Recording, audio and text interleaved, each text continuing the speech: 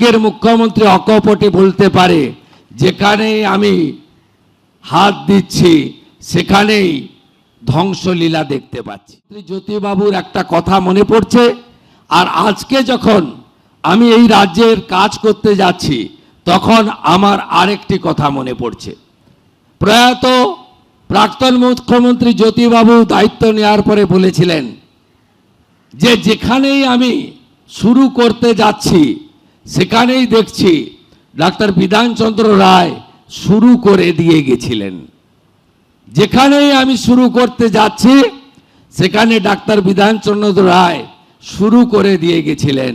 আর আজকের মুখ্যমন্ত্রী অকপটে বলতে পারে যেখানেই আমি হাত দিচ্ছি সেখানেই ধ্বংসলীলা দেখতে পাচ্ছি। এই দুটো ভিন্ন মতের মধ্য দিয়েই আমাকে এগোতে হবে এবং এই জায়গা থেকে বের করে আনতে হবে। সমগ্র চিকিৎসা ব্যবস্থা এখানে সংকীর্ণ রাজনৈতিকতা থাকবে না। এখানে ধর্ম সম্প্রদায় ভেদাভেদ মত পথের পার্থক্য ওরা আমরা পছন্দ অপছন্দ থাকতে পারে না। কারণ স্বামী বিবেকানন্দ বলে গেছেন, ব্রহ্ম হতে কীট পরমাণু সর্বভূতে সেই প্রেমময়, মন প্রাণ শরীর অর্পণ করো এসকে এসবের পায়ে, বহু মুখে সম্মুখে তোমার ছাড়ি কোথা খুঁজিছ ঈশ্বর, জীবে প্রেম করে যেই জন সেই জন সেবিছে ঈশ্বর। আমরা যারা ভগবানে বিশ্বাস করি, আমরা যারা ঈশ্বরে বিশ্বাস করি, আমরা মনে করি প্রত্যেক মানুষের শরীরের মধ্যে নারায়ণ অবস্থান করছে। একথা আমার নয়, স্বামী বিবেকানন্দ বলে গেছিলেন, বলেছিলেন শিব জ্ঞানে জীব পূজা করো, বলেছিলেন যত্র জীব তত্র শিব অর্থাৎ মহাদেব। আজকে আমাদের এই রকম একটি দপ্তরকে সত্যিকারে ঠিক জায়গায় পৌঁছে নিতে হবে। আপনি যান ভেলোরে, আপনি যান মুম্বাই টাটা ক্যান্সার হসপিটালে, আপনি বেঙ্গালুরুতে দেবী শেঠির হসপিটাল, আপনি পিজিআই চণ্ডীগড়, আপনি যান ডাক্তার রেড্ডির হায়দ্রাবাদে, সর্বত্র শুধু বাঙালি বাঙালি বাঙালি, দরিদ্র দরিদ্র দরিদ্র। কেন এই রাজ্যে চিকিৎসা দেওয়া যায় না? সুবীর বাবু, গীতা দিদির মতো লোকেরা, ডাক্তার সুকুমার বাবুর মতো লোকেরা, যারা ডক্টর বিধানচন্দ্র রায়ের পরবর্তী সময়ে এ রাজ্যের চিকিৎসা ব্যবস্থাকে এগিয়ে নিয়ে যাচ্ছে, এত হস্তক্ষেপ, এত দমন পীড়ন, এত আমরা ওরা, এত অবহেলিত চিকিৎসা ব্যবস্থা, এটা কি কাম্য ছিল? কারণ এই পশ্চিমবঙ্গ আমি মনে করি মেধাতে শুধু ভারতবর্ষ নয়, পৃথিবীর যে কোনো আধুনিক রাষ্ট্রকে টেক্কা দিতে পারে। আজকে যখন ইউরোপের বড় বড় হসপিটালে আপনি যাবেন, সেখানে বাঙালি ডাক্তারদের দেখতে পাবেন।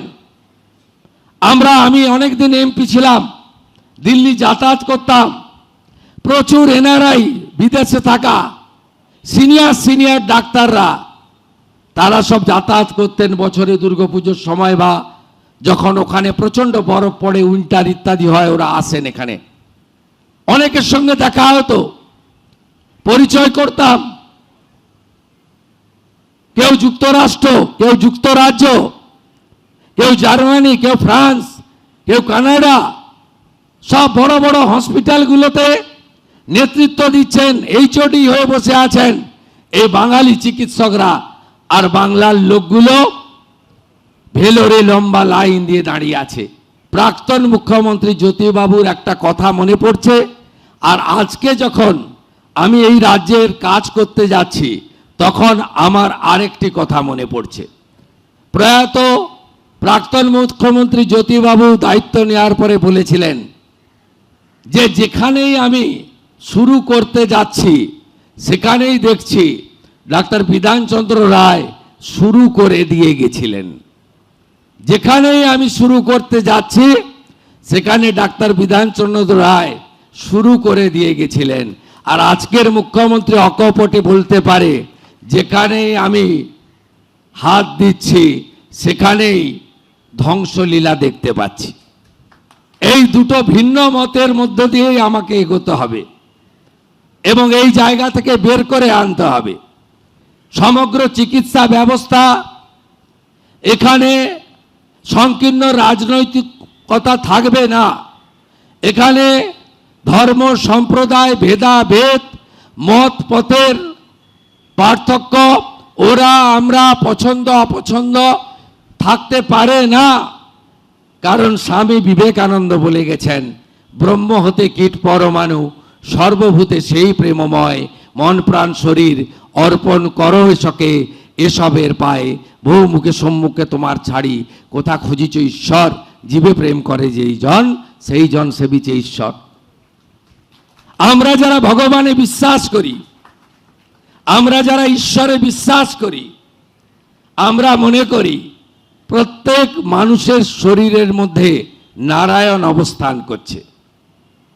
একথা আমার নয়, স্বামী বিবেকানন্দও বলে গেছিলেন, বলেছিলেন শিব জ্ঞানে জীব পূজা করো, বলেছিলেন যত্র জীব তত্র শিব অর্থাৎ মহাদেব। আজকে আমাদের এই রকম একটি দপ্তরকে সত্যিকারে ঠিক জায়গায় পৌঁছে নিতে হবে। আপনি যান ভেলোরে, আপনি যান মুম্বাই টাটা ক্যান্সার হসপিটালে, আপনি বাঙ্গালুরুতে দেবী শেঠির হসপিটাল, আপনি পিজিআই চণ্ডীগড়, আপনি যান ডাক্তার রেড্ডির হায়দ্রাবাদে, সর্বত্র শুধু বাঙালি বাঙালি বাঙালি, দরিদ্র দরিদ্র দরিদ্র। কেন এই রাজ্যে চিকিৎসা দেওয়া যায় না?